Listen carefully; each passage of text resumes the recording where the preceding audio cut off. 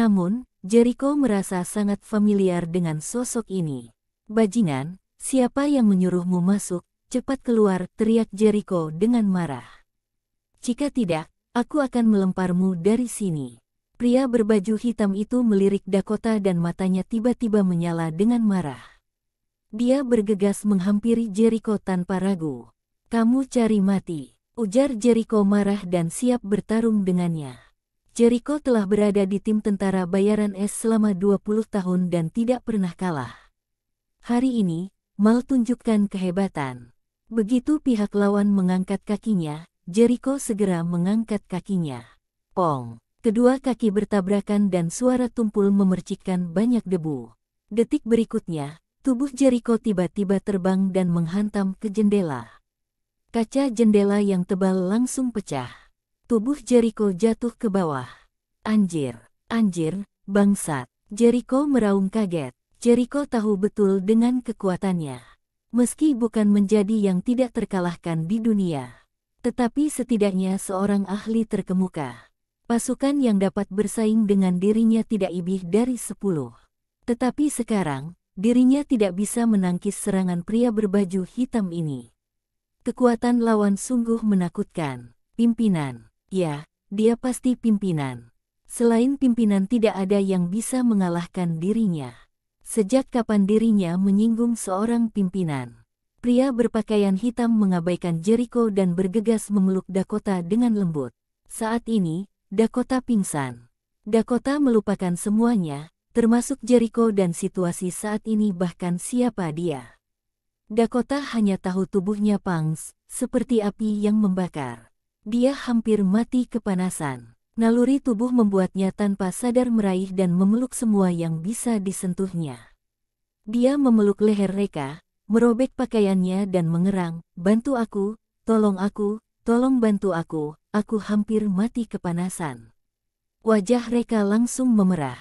Meski penampilan Dakota tidak secantik Tokia, tetapi jika hal menggoda dia nomor 1 di dunia. Tubuh seksi menggoda, kulit putih lembut, perangan seksi dan kaki mulus membuat pria senang.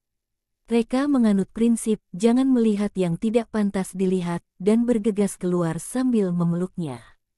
Namun, Dakota berjuang sangat keras terus meminta ciuman. Aroma yang dia berikan membuat Reka tergoda. Reka melihat lurus ke depan, tidak menatapnya dan berusaha untuk tidak bernapas. Namun, itu tidak terlalu berhasil. Saat masuk ke mobil, Dakota semakin menggeliat liar. Secara mengejutkan, pengemudi yang mengemudi adalah Jenderal Perang Gok, Lone Wolf, yang baru saja pergi. "Kok, bolehkah aku merokok?" ujar Lone Wolf melirik Dakota kemudian tersenyum menatap pria berpakaian hitam. Pria berpakaian hitam melepas topeng wajahnya dan dia adalah Reka. "Diam dan kemudikan mobil," ujar Reka dengan marah. Lone Wolf yang ditegur hanya bisa mengatakan, "Baik," dan mengemudikan mobil. Dakota menggeliat semakin liar. Reka tidak bisa menyembuhkannya, hanya bisa memukul belakang kepalanya. Dakota memutar matanya dan pingsan. "Akhirnya tenang juga," ujar Reka menghela napas lega. Lone Wolf mencemberutkan bibirnya. "Kakak kita lebih lurus dari pria sejati. Ya sudah jika kamu tidak suka wanita lain yang datang ke pelukanmu. Tetapi kamu malah memukulnya hingga pingsan ini sungguh keterlaluan." Reka mengeluarkan jam perak dan memberi Dakota akupuntur untuk melancarkan peredaran darah dan mengoleskan belerang untuk menekan racun progeria di tubuhnya. Sejak mengetahui lawan mengerti jurus terlarang, Reka selalu membawa belerang bersamanya. Setelah sibuk selama lebih dari 10 menit, Dakota akhirnya pulih, detak jantung serta pernapasannya menjadi normal. Lone Wolf melaju ke tujuan, pintu gerbang distrik militer. Di gerbang distrik militer, ribuan tentara yang dipimpinnya masih menunggu. "Kirim seorang prajurit wanita untuk membawanya beristirahat di wisma terdekat," ujar Reka kepada Lone Wolf. "Siap," ujar Lone Wolf mengangguk. Keduanya turun dari mobil. Lone Wolf berkata kepada seorang prajurit wanita, "Kamu bawa orang di dalam mobil ke wisma terdekat." Prajurit wanita itu segera memberi hormat, masuk ke dalam mobil, berbalik dan pergi. Ribuan tentara segera melutut kepada Reka, "Selamat datang kembali Tuan Agung Valkyrie kekam." Suara yang kuat, dan momentum yang tak tertandingi. Di dalam mobil, Dakota dibangunkan oleh suara itu. Rasa sakit di tubuhnya telah berkurang, dan kesadarannya juga secara bertahap terbangun. Dia mengingat semua yang terjadi sebelumnya dalam waktu singkat. Jericho berpura-pura menjadi pahlawan, dan ingin melakukan sesuatu terhadap dirinya sendiri. Pada saat kritis, sepertinya seseorang bergegas masuk dan menyelamatkan dirinya sendiri. Setelah itu, Dakota pingsan dan tidak tahu apa yang terjadi. Dakota menatap supir dengan waspada, dan kemudian tatapannya menjadi panas. Seorang prajurit yang menyelamatkan dirinya sendiri. Mungkinkah itu dia, pahlawanku? Mengingat tentang suara yang membangunkannya barusan, Dakota segera melihat ke belakang. Hanya satu pandangan, dia segera menangis. Sebuah sosok berdiri dengan bangga di depan ribuan tentara yang berlutut. Heroik dan anggun, elegan dan tenang, momentumnya mengerikan dan perkasa. Aura kaisar dan jenderal yang luar biasa. Pahlawanku telah menyelamatkanku. Dakota tiba-tiba memikirkan sesuatu dan buru-buru membuka pintu mobil. Dia ingin melompat dari mobil dan menemukan pahlawannya. Jarak antara kedua belah pihak terlalu jauh, dan pahlawan selalu membelakangi Dakota, jadi Dakota tidak mengenali bahwa pahlawan sebenarnya adalah Reka. Melihat Dakota melompat dari mobil, pengemudi prajurit wanita itu terkejut. Kecepatan mobil telah mencapai 100 km per jam sekarang. Jika Dakota melompat keluar dari mobil, maka Dakota akan mati atau cacat. Jadi dia meraih Dakota dan menginjak rem pada saat bersamaan. Ketika mobil berhenti, Dakota melepaskan diri dari tangan prajurit wanita itu, melompat keluar dari mobil, dan mengejar pahlawan. "Pahlawan, tunggu aku. Terima kasih telah menyelamatkanku lagi." Namun, jaraknya terlalu jauh, pahlawan sepertinya tidak mendengarnya. Pada akhirnya, Reka memasuki distrik militer tanpa melihat ke belakang. Ketika Dakota tiba di gerbang distrik militer, dia sudah sangat lelah dan terengah-engah. Tapi dia tidak punya waktu untuk istirahat, dia ingin mendobrak masuk. Penjaga di pintu tentu saja menghentikannya. Di distrik militer, orang luar tidak diperbolehkan masuk, silakan pergi sesegera mungkin. Dakota berdebat dengannya, "Aku mencari pahlawanku, biarkan aku bertemu dengan pahlawanku." Penjaga di gerbang tidak tahu siapa pahlawan itu, jadi mereka tentu saja tidak akan membiarkan Dakota masuk. Pada akhirnya, Dakota berdiri di pintu dan berteriak dengan cemas, "Pahlawan, aku akan menunggumu di sini. Jika kamu tidak keluar selama sehari, maka aku akan tunggu selama sehari. Jika kamu tidak keluar selama setahun, maka aku akan tunggu selama setahun. Jika kamu tidak keluar seumur hidup, aku akan menunggumu selamanya." Sambil berkata, Dakota dengan keras kepala duduk di bangku di sebelah gerbang, menatap gerbang dengan tatapan panas. Hal ini membuat Reka merasa sakit kepala. Adakah yang bisa memberitahunya, apa itu cinta? Cinta bisa membuat seseorang tidak takut menghadapi kematian. Wanita yang tidak masuk akal dan sulit diatur ini Jux tidak terkecuali.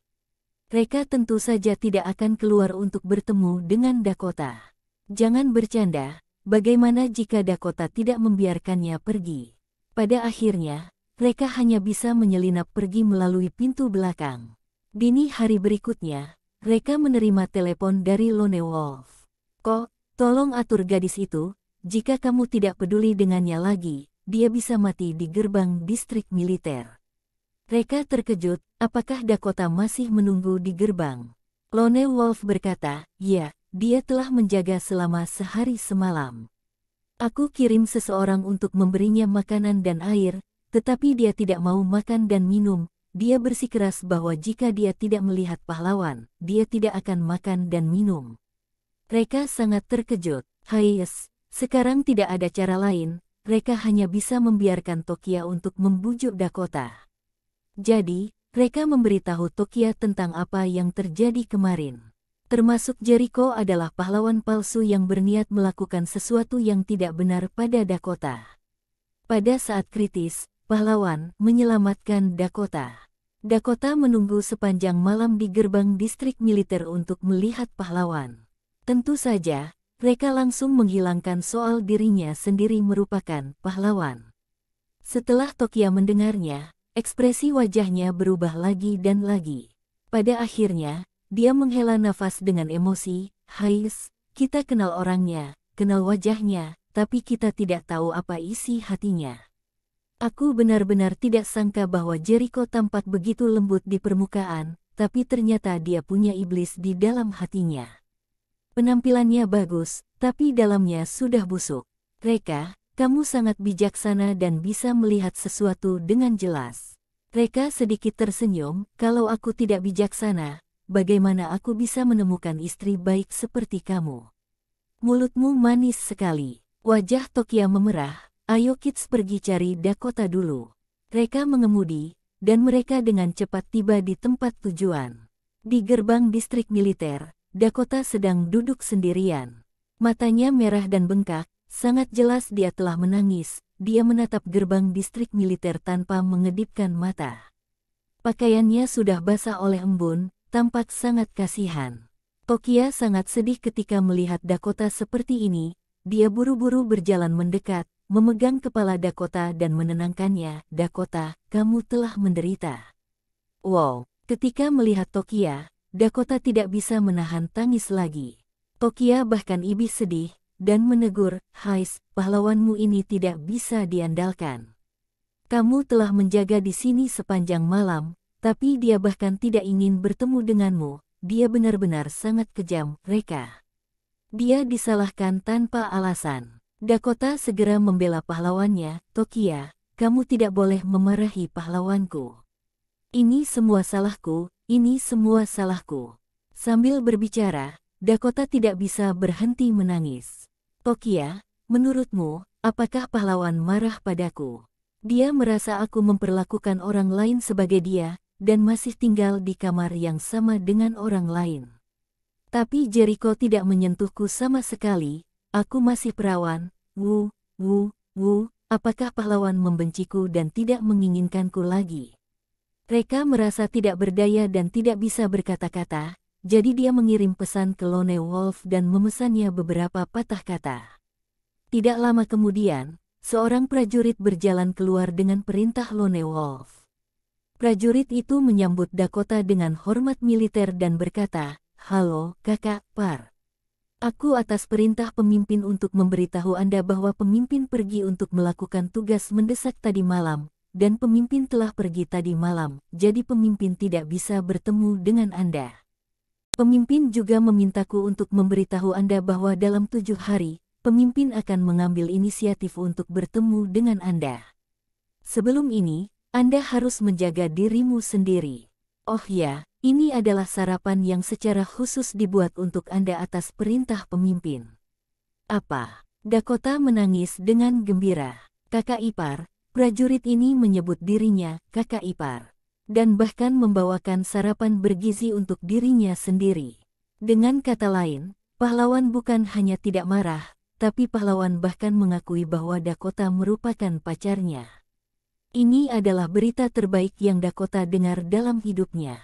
Dakota mengangguk lagi dan lagi, ya, tolong beritahu pahlawan, aku akan menjaga diriku sendiri, dan dia juga harus menjaga dirinya sendiri.